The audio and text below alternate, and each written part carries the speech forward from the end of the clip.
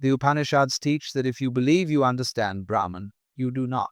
However, if you acknowledge that you do not understand, then you truly understand. The divine, the eternal self, can never be an object of its own knowledge. Just as a knife cannot cut itself, fire cannot burn itself, and light cannot illuminate itself, you cannot grasp yourself. If you believe you have merely grasped a reflection. This is the profound mystery. What you seek is what is seeking you. Therefore, you cannot pin it down. Fire does not burn itself. Light does not shine on itself. You cannot see your own eyes without a mirror. So, you say, I do not know.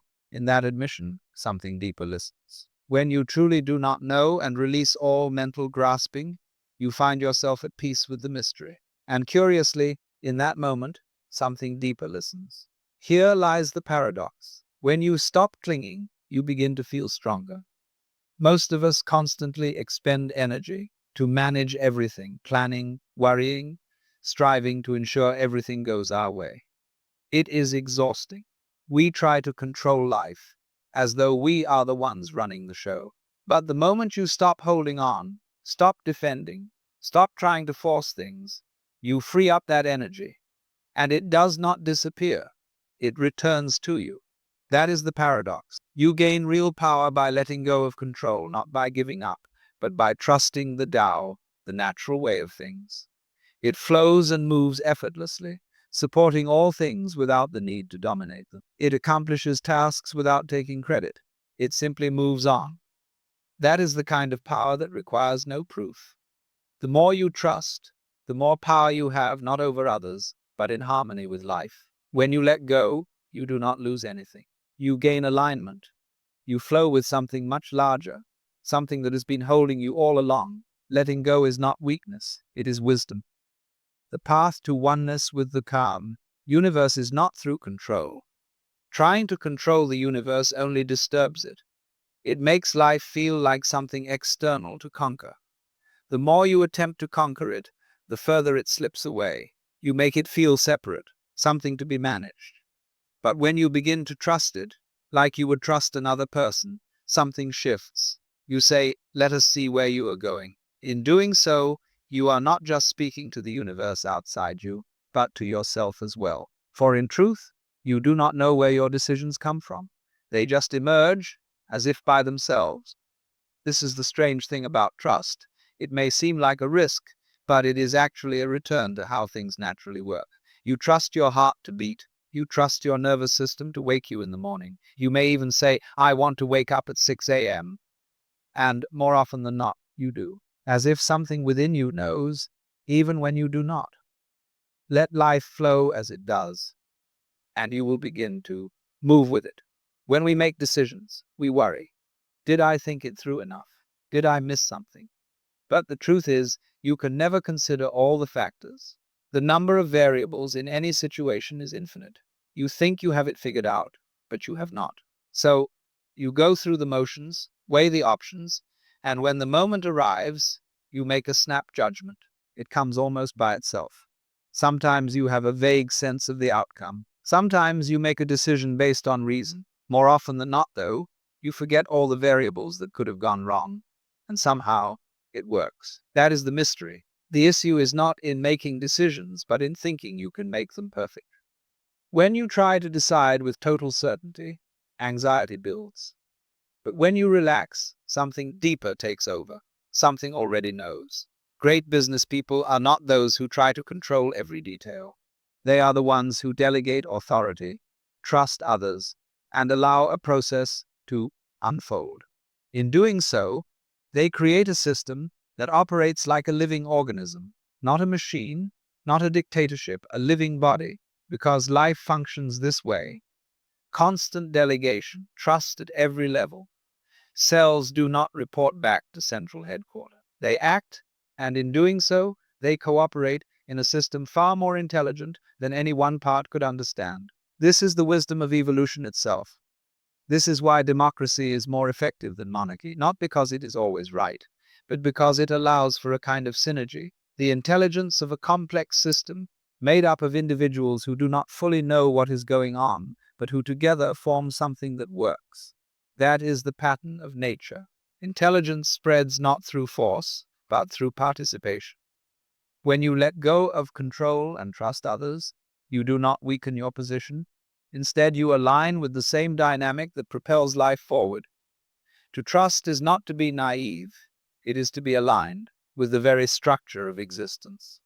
When you move with the flow, life begins to cooperate. Consider the story of the Kantiki expedition. A man built a raft from balsa wood to sail from South America across the Pacific. It was an experiment, a leap of faith. He set it in motion, and soon he discovered unexpected things working in his favor.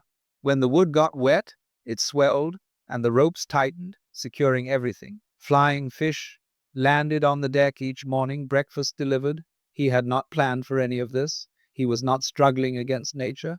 He was cooperating with it, aligning with something older, deeper, and more intelligent than any personal plan. The astonishing thing was how many things went right, how much unseen help arrived.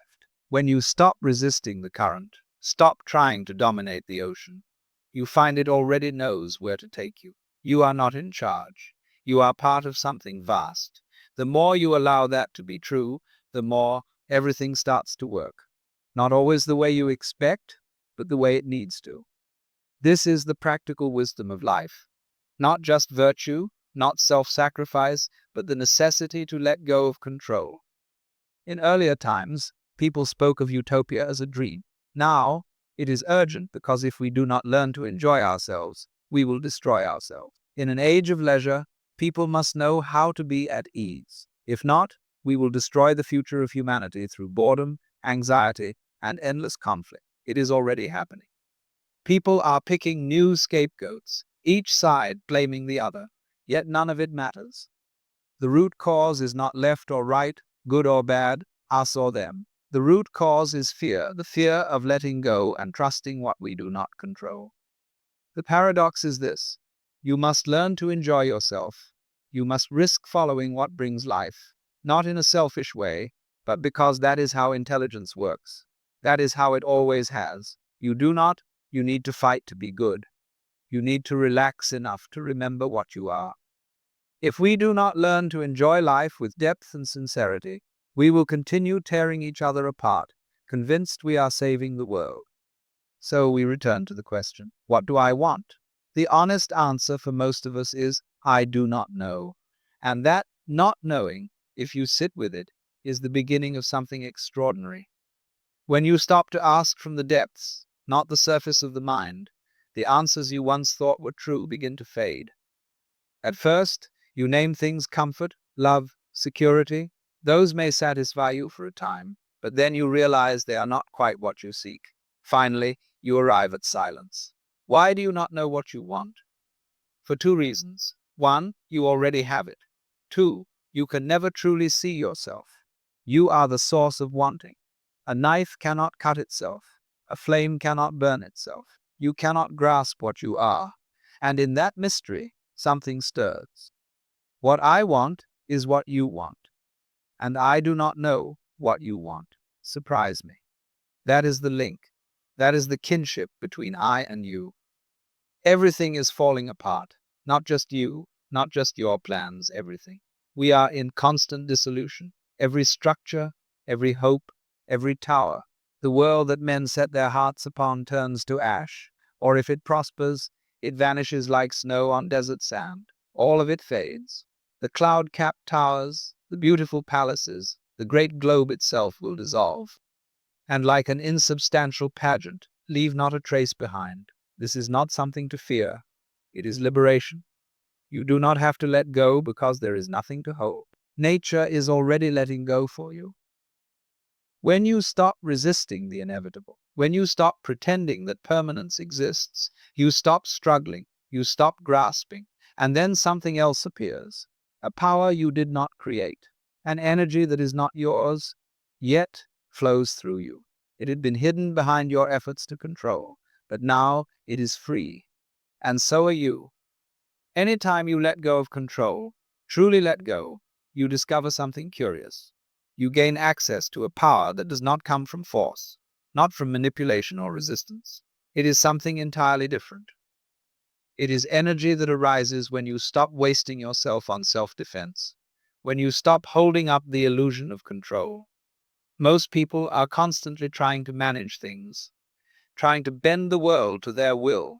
It requires effort, constant strain. It burns energy. But the moment you stop trying to act as if you are God, the moment you begin to trust that the world moves on its own, something shifts. The energy that was tied up in fear and resistance becomes available. You have not added anything new. You have simply stopped holding it back. This is why the principle is always the same. The more you give, the more you receive. Not because of some moral law, but because that is how things work. That is the rhythm. The energy that flows in that way is not yours, yet it moves through you completely. What we have been discussing is not a belief system. It is not a set of doctrines or dogmas. It is something much closer to an experience. It is not what you think, but what you feel deep in your bones. This is very different from the emphasis of Western religion, especially Christianity. Christianity places enormous weight on belief. Do you believe the right things? Do you hold the correct views? But early Christianity rejected another path, the path of knowing.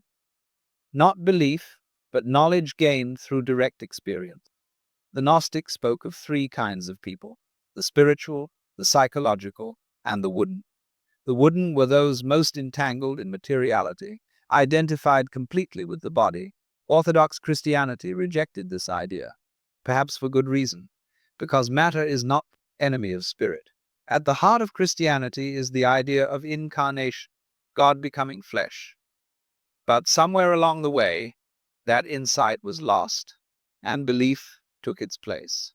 There was a monk who wrote under the name Dionysius the Areopagite. He taught something different from traditional theology. He spoke of knowing God not through definitions, but through unknowing, through a kind of dark knowledge, a cloud of forgetting, a cloud of unknowing. This is not ignorance. It is not confusion. It is the deep intuition that whatever you say about the divine, it is not quite that. Every word falls short. In one of his writings, Dionysius describes God as not being spirit, not mind, not justice, not light, not even one. If anyone, having seen God, understood what they had seen, it was not God they saw. It was something less, perhaps an angel, but not the source. And here he was echoing something much older, found in the Upanishads. The highest truth is not what can be spoken, but what remains when all speaking stops. When you know you do not know, that is when you begin to understand. In the end, not knowing is being open. Letting go is not a loss. It is a return. You fall into the rhythm of things. You stop struggling against the current. You begin to trust what you do not understand. And then the universe begins to move with you, not because you have figured it out, but because you have stopped pretending to be separate. You have stopped trying to possess life. Instead, you allow life to pass through you. The energy that comes when you give up control is not personal. It is generous, full, and it comes when you no longer need it. And that is the final mystery. The universe will give you what you want, but only when you no longer clutch at it. Only when you stop trying to force it to answer your will. It responds to trust. It answers presence. When you truly do not know, when you no longer grasp, the world opens itself to you. And in that moment, you are not a stranger in the cosmos. You are home.